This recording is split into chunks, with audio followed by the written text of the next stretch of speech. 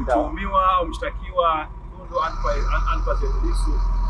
hakuja mahakamani kwa sababu mahakama ilikuwa imetoa amri jana usiku kwamba kesi hizi zitaendelea kwa njia ya mtandao. Na hiyo taarifa ambayo mawakili tumeipata saa 3:07 usiku. Mara ya kwanza tulikuwa tunaamini kwamba kesi itasikilizwa kama ambavyo ilikuwa imeamriwa mnamo tarehe 10 ya mwezi wa 4 2025 kwamba zingetajwa leo na pengine maelekezo zaidi. Ile kesi ya kuchapisha habari za uongo ilikuwa ni kwamba leo ndio ifanye usikilizaji wa awali, na baada ya hapo kuweza kupata amri nyingine kuweza kujua nini kitaendelea, kwa sababu upande wa mashtaka ulikuwa umeshaambia mahakama kwamba upelelezi umekamilika. Ile kesi ya tuhuma juu ya uhaini hiyo tulikuwa tumeambiwa kwamba upelelezi umekamilika, na leo ilikuwa ni siku ya kuweza kutajwa kwa kesi. Lakini sasa ambacho kimejitokeza, mteja wetu Tundu Antipas Lissu alipoambiwa kwamba kesi itasikilizwa kwa njia ya mtandao, na yeye akiwa anafahamu haki zake kabisa za kikatiba na za kisheria kwamba ana haki ya kushiriki katika mwenendo mzima wa kesi, na kesi amri imetoka kwamba tungeweza kusikilizwa kwa njia ya yeye kuwepo mahakamani, basi yeye akuwepo mahakamani. Na alikataa kule magereza Ukonga kushiriki katika mwenendo mzima wa kesi kama njia mojawapo ya kuweza kutuma ujumbe kwamba kama kwa kuwa makosa ambayo ameshtakiwa nayo ni ya kijinai na ni makubwa, na yeye kama kiongozi wa chama cha kisiasa kikubwa hapa nchini, basi alikuwa na haki ya kushiriki moja kwa moja. Sasa sisi upande wa wakili wa utetezi tulijibu hoja ya mawakili wa serikali ambao wao walikuwa wameomba kwamba kutokana na mshtakiwa kutokuwepo katika ukumbi wa mahakama wa gerezani Ukonga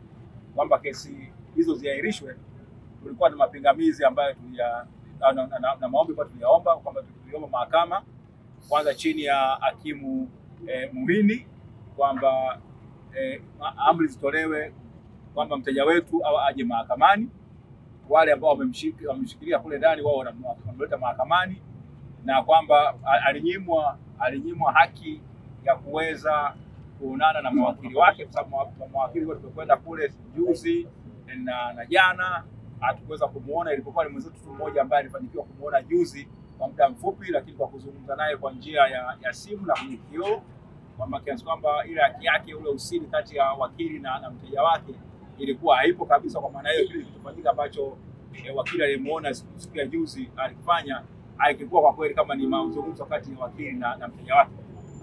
Katika kesi ya kwanza upande wa serikali ulisema kwamba unahitaji muda kuweza kuwasiliana na watu wa magereza ili waweze kujibu hoja. Kwa hiyo kesi hiyo imeahirishwa hadi Jumatatu tarehe 28 ya mwezi wa 4 saa 3 asubuhi ili upande wa jamhuri uweze kujibu madai yetu au maelezo yetu, hoja zetu zile.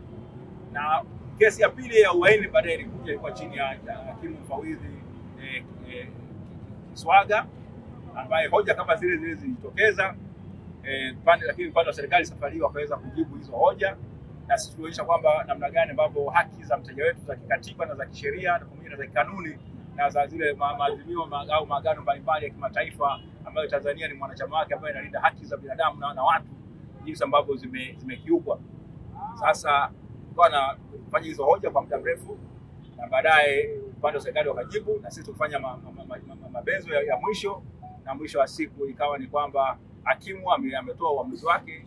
kwa kwamba amekataa hoja za upande wa utetezi, na ameamuru kwamba mahakama ina haki ya kuweza kuendelea na kuendesha shauri kwa msingi ya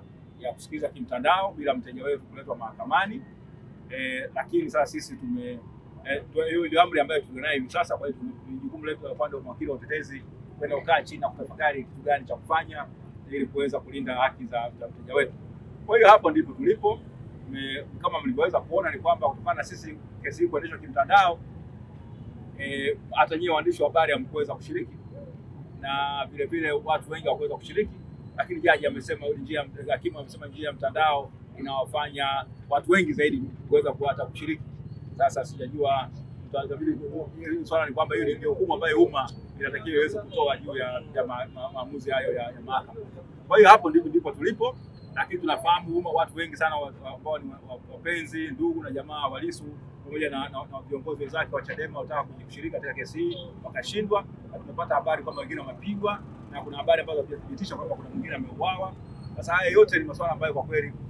yanatia mashaka na mustakabali mzima wa namna ya kuendesha haki jinai katika nchi yetu.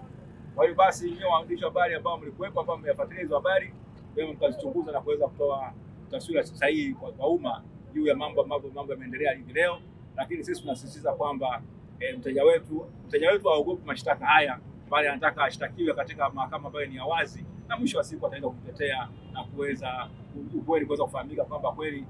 hizo tuhuma ni za kweli au tuhuma ni za kutungwa na hazina msingi wote ule na zinalenga kumnyanyasa na kumtesa. Haya yote yatafahamika mbele